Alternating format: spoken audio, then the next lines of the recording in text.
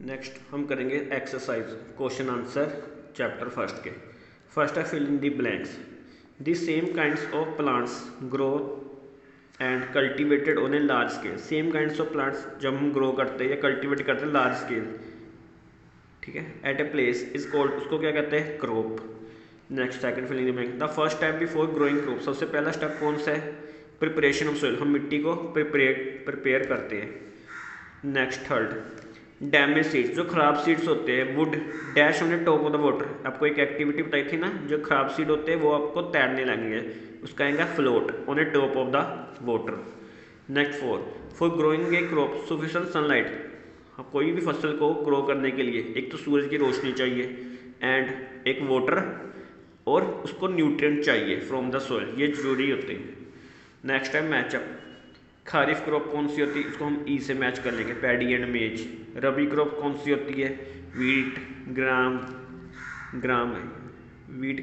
P, ठीक है। Chemical fertilisers urea and super phosphate.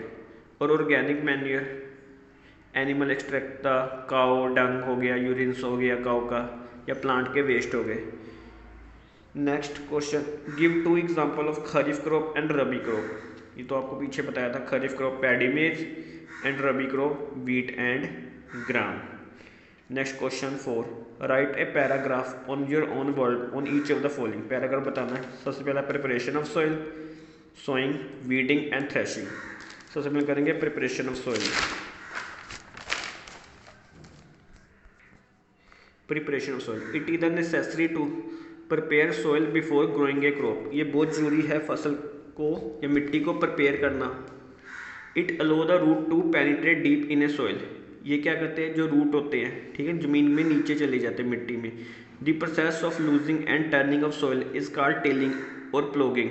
इस प्रोसेस को हम टेलिंग या प्लोगिंग कहते हैं, which is done by the plough से हम करते हैं। Turning and loosing of soil bring the nutrient. जब टर्निंग और लूज होते हैं इससे सॉइल को क्या मिलता है, न्यूट्रेंट मिलते हैं।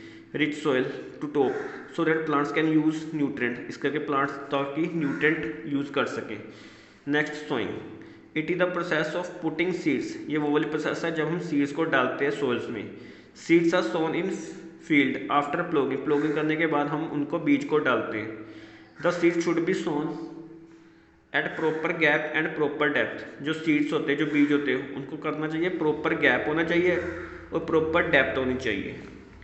Next weeding. In a crop field के साथ मैनी अदर अनवांटेड प्लांट्स, कई और अनवांटेड प्लांट्स होते हैं जो उग जाते हैं अपने आप ही, ठीक है, फसल के साथ। दीज आर कॉल्ड वीड, उसको कहते हैं weed.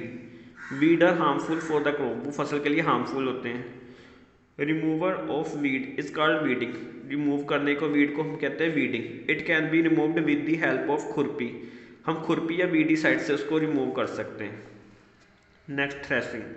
When the crop mature, जब फसल पक जाती है, दे आर कट, उसको काटना होता है। The process is called harvesting, उस फसल को कहते हैं harvesting. In the harvested crop क्या कहता है, द ग्रेन सीड्स, उसमें जो बीज होती है, नीड टू, उनको अलग करना होता है, ठीक है, चैफ से, उसको कहते हैं threshing. Next question, explain how fertiliser are different from manure. Fertiliser और मैन्योर में क्या डिफरेंस, ये आपको मैंने बुक में अभी बताया था। इसका आंसर ये है, difference between fertiliser and manure. ये आपको मैं पहले इंट्रोडक्शन में बता चुका हूँ, ठीक है। ये फर्टिलाइजर इनऑर्गेनिक है, ये ऑर्गेनिक है। ये फैक्ट्री में बनते हैं, ये फील्ड में बनते हैं, ठीक। ये ह्यूमस नहीं देते हैं सॉइल्स को, ये ह्यूमस देते हैं। इसमें प्लांट न्यूट्रेंट होते हैं, इसमें कम होते हैं प्लांट न्यूट्रेंट। ये इसका आंसर है। Next question 6, what is irrigation. Describe two method of irrigation. Irrigation क्या होता है, दो मेथड बताने। सबसे पहले इरिगेशन की definition, the supply of water to crop, फसल को पानी देना एट रेगुलर इंटरवल में, उसको कहते हैं इरिगेशन। पहला मेथड है sprinkle system. In this method the perpendicular pipe, ये आपको मैंने पहले बताया, जो परपेंडिकुलर पाइप्स होती है जिसमें रोटेटिंग नोजल्स होते हैं, रोटेट करते हैं, आज ज्वाइन द मेन पाइपलाइन से ज्वाइन करने होता है। When water is allowed to flow, जब उनमें से पानी जाता है, ठीक, मेन पाइप से, under pressure with the help of pump के द्वारा, it escape from the rotating nozzle, it gets sprinkle on the crop, ठीक है। ये क्रॉपों पर, फसलों पर स्प्रिंकल होता है जैसे बारिश हो रही होती है, ऐसे। Next drip system. In this system water falls drop by drop, पानी जो होता है ड्रॉप बाय ड्रॉप जाता है, just as the position of the root, position of root के द्वारा। इट इज़ द बेस्ट, ये सबसे बेस्ट मेथड है वाटरिंग, पानी देना फ्रूट प्लांट्स, फसलों और फ्रूट की फसल होगी, गार्डन होगी, बागीचे हो गए या पेड़ हो गया, वाटर नोट, इसमें पानी ख़राब नहीं होता, वेस्ट नहीं होता। नेक्स्ट, इफ़ वीट इज़ सोन इन, अगर हम वीट को जो गेहूँ को सोन इन खरीफ सीजन में उगाएं, ठीक है, जिसमें बारिश बहुत होती है, व्हाट वुड हैपन, तो क्या होगा।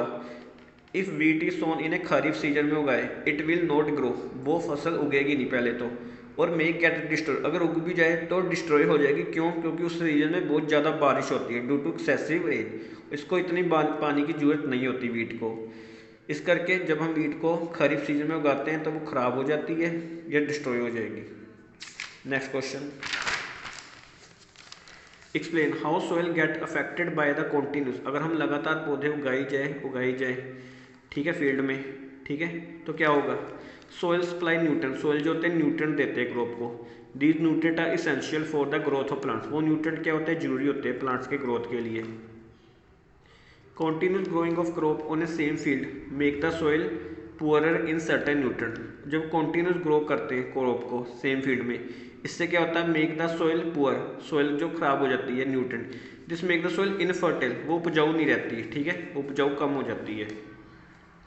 Next question, what is weed, how can we control them, इसका आंसर आपने यही लिखना है वीड का। In a crop field many other unwanted plants में ग्रो, कई और अनवांटेड प्लांट्स उग जाते हैं क्रॉप के साथ, उसको कहते हैं वीड, वीड वो हार्मफुल होते हैं क्रॉप के लिए।